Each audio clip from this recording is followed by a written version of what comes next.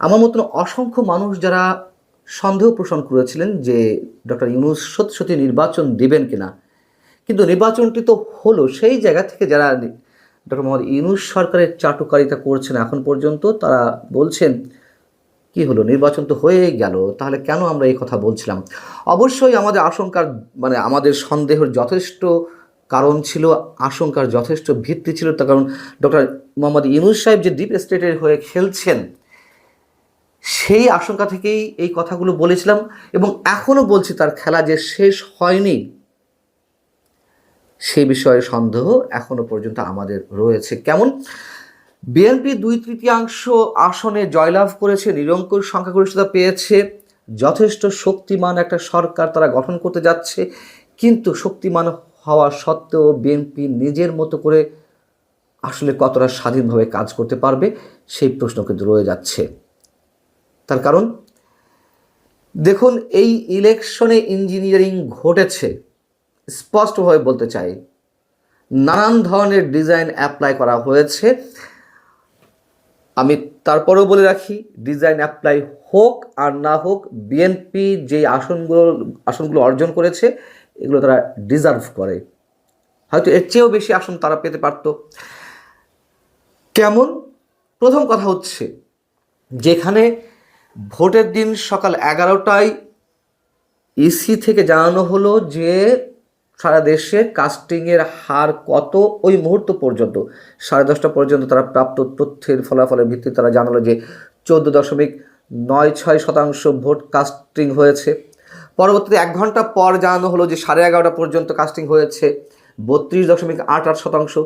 তাহলে 4:30টায় যখন ভোট শেষ হলো, তাহলে 5:30টায়, 6টায়, 7টায়, 8টায় রাতে কেন টোটাল কাস্টিংয়ের হারটি জানানো গেল না? এর আগের নির্বাচনগুলোতে আমরা দেখেছি ফলাফল পেতে একটু দেরি, একটু তাড়াতাড়ি, যেভাবেই আমরা পাই না কেন, কাস্টিংয়ের বিষয়টি তো নির্বাচন কমিশন সচিবালয় থেকে ভোট শেষ হওয়ার মোটামুটি ঘন্টাখানেক বা ঘন্টা দেড়েকের মধ্যে জানিয়ে দেওয়া হয় সবসময়।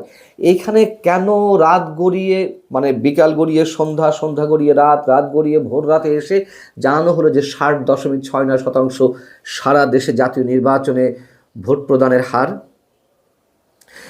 এবং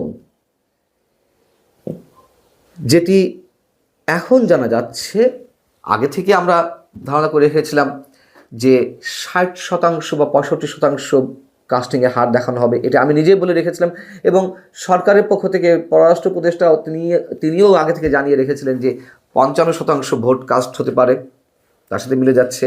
আরও বড় কথা যে এখনও পর্যন্ত হা ভোটকে জিতিয়ে রাখা হয়েছে এবং হা ভোটই জয়যুক্ত হবে। যদি তাই হয়, তাহলে আসলে যেই কথা বলছিলাম যে বিএনপি সরকার গঠন করার পরেও তারা কতটুকু কী করতে পারবে নিজেদের মতন করে। এবং এই যে রেফারেন্ডামের মাধ্যমে সংস্কার প্রক্রিয়ায় নিয়ে যাওয়া হচ্ছে, সংস্কার কে না চায়? দেশের প্রতিটি মানুষ সংস্কার চায়। এটা তো প্রকৃতির নিয়ম, সংস্কারের পথে হেঁটে যাওয়া, এটাই বাস্তবতা, এটাই বিজ্ঞানের নিয়ম। কিন্তু ডক্টর ইউনূস সরকার কি সত্যি সত্যি সংস্কার চায়? চায় না তো। সংস্কার চাইলে এই 14 মাস 18 মাসে অনেক কিছু করা যেত। গণতন্ত্র, স্বৈরতন্ত্র, একনায়কতন্ত্রের নামে এর সাথে আবার মবতন্ত্র যোগ করা হতো না, মবতন্ত্র যোগ করা হয়েছে। কোথাও কোনো সংস্কার হয়নি তো। এই সরকারের সবচেয়ে বড় সংস্কার কি? যদি প্রেস সেক্রেটারি ডক্টর মোহাম্মদ ইউনূসের প্রেস সেক্রেটারি তিনি নিজেই বলেন যে মহিলা ও শিশু বিষয়ক মন্ত্রণালয়ের নাম পরিবর্তন করে নারী ও শিশু বিষয়ক মন্ত্রণালয় করা হয়েছে। মহিলা শব্দ বাদ দিয়ে নারী সংযোজন করা নাকি ডক্টর ইউনূস সরকারের অন্যতম একটি বড় সংস্কার। বুঝুন কি অবস্থা। তাহলে এই সরকার আসলে কতটা আন্তরিক সংস্কারের জন্য।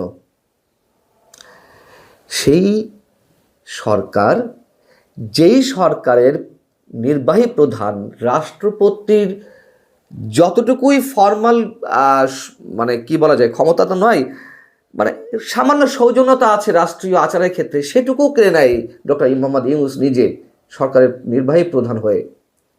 সেখানে বলে সংস্কারের মাধ্যমে রাষ্ট্রপতি এবং প্রধানমন্ত্রী ক্ষমতার ভারসাম্য আনয়ন করা হবে। প্রধানমন্ত্রীর মেয়াদ 10 বছরের বেশি যেন কোনো ব্যক্তি টানা প্রধানমন্ত্রী না থাকতে পারে। উচ্চকক্ষ নিম্নকক্ষ গঠন করে তার মাধ্যমে রাষ্ট্রপতি নির্বাচন করা হবে, সব ভালো কথা। কিন্তু যেই ভালোগুলো যখন কোনো বিতর্কিত ব্যক্তি এবং যেই ব্যক্তি এইগুলো চায় না মনে প্রাণে তার মুখ থেকে বের হয়, তখন তো তা নিয়ে যথেষ্ট সন্দেহ হওয়ার অবশিষ্ট থাকে নিশ্চয়ই। সেই জায়গা থেকে এই যে হ্যাঁ ভোট জয়যুক্ত করা হচ্ছে, এবং অবশ্যই ইঞ্জিনিয়ারিংয়ের মাধ্যমে হ্যাঁ ভোট জয়যুক্ত করা হচ্ছে, সেখান থেকে আমরা বলতে পারি যে বিশেষ উদ্দেশ্য রয়েছে এখনও ডক্টর মোহাম্মদ ইউনূসের। বিএনপিও তো হ্যাঁ ভোট পাশ করুক চায়নি, তাহলে সারা দেশে যে বিএনপির জয় জয়কার অবস্থা, সেখানে আবার হা জিতবে কীভাবে এত এত রেফারেন্সে? যেটি সর্বশেষভাবে জানা গেছে যে 70 থেকে 75% হা জয়যুক্ত হতে যাচ্ছে, মাত্র 25 থেকে 30% না ভোটে পড়েছে ভোট। কীভাবে সম্ভব? মির্জা ফখরুল ইসলাম আলমগীর একবার আনুষ্ঠানিকভাবে নির্বাচনী প্রচারণা কালে হ্যাঁ ভোটের পক্ষে সিল মারতে বলেছেন দলীয় নেতাকর্মীদের, আর তারেক রহমান একবার বলেছেন, এই তো তাও বাধ্য হয়ে বলেছেন যাতে এইগুলোকে ক্যাশ করতে না পারে জামাতে ইসলামী অথবা ডক্টর ইউনূস সরকার। তাহলে সেই হ্যাঁ ভোট জয়যুক্ত করার মাধ্যমে আসলে কী হতে যাচ্ছে? অনেকেই বলতে যাচ্ছেন যে ইউনূস সরকারের যে পারিষদ বর্গ অথবা তার নিজের সেভ এক্সিট দরকার। সেই জায়গা থেকে আরও একটি যে বিষয় এর সঙ্গে যুক্ত করতে চাই, ডক্টর মোহাম্মদ ইউনূস কোনো আন্ডার টেবিল এগ্রিমেন্টের মাধ্যমে ডিপ স্টেটের হয়ে ডিপ স্টেটের প্রতিনিধিত্ব করার জন্য তিনি রাষ্ট্রপতি হতে যাচ্ছেন কিনা বা রাষ্ট্রপতি হতে চান কিনা, এবং সেই কারণেই আগে থেকে রাষ্ট্রপতির এত এত বেশি ক্ষমতা বাড়ানো হচ্ছে। একটা উদাহরণ দিয়ে এই আলোচনাটি শেষ করব। আমরা নিশ্চয় জানি যে 9 ফেব্রুয়ারি যুক্তরাষ্ট্রের সঙ্গে বহুল বিতর্কিত শুল্ক চুক্তিটি ফাইনাল করা হলো, এগ্রিমেন্ট অন রেসিপ্রোকাল ট্রেড। এই যে নির্বাচনী ডামাডোল, তার মধ্য দিয়ে আমরা এ বিষয়ে একেবারেই আলোচনা করতে পারলাম না, এই বিষয়টি আড়ালে রয়ে গেল। কেন এই 12 ফেব্রুয়ারি নির্বাচনের 2-3 দিন আগে এই চুক্তি অবশ্যই সম্পাদন করতে হলো? কেন এই নির্বাচনের মাধ্যমে গঠিত সরকারের সময়ের জন্য এই চুক্তিটি রাখা হলো না? কি এমন বিষয় ঘটেছে? অনেক বিষয় ঘটেছে। এবং কি এমন শুল্ক কমানো হলো যে এই চুক্তিটি করতেই হলো তাড়াহুড়া করে? মাত্র 1% কমানো হয়েছে। এর আগে 37% শুল্ক আরোপ করা হয়েছিল বাংলাদেশ থেকে যেসব পণ্য যুক্তরাষ্ট্রে যায় সেই সব পণ্যের উপরে। পরবর্তীতে শুধু ডক্টর ইউনূস সরকার নয়, অন্যান্য আরও অনেক দেশের সরকারের সঙ্গে যেমন বোঝাপড়া করে কথাবার্তার মাধ্যমে শুল্ক কমিয়ে আনা হয়েছে। বাংলাদেশের ক্ষেত্রেও 37% থেকে 20% নামিয়ে আনা হয়েছিল। এই 9 তারিখে কী হলো? মাত্র 1% শুল্ক কমানো হলো, 20% থেকে 19% করা হলো। তাতে আমরা কি করলাম? আমাদের তো হাত পা বেঁধে ফেলা হলো এই চুক্তির মাধ্যমে। কি বলা হচ্ছে এই চুক্তিতে?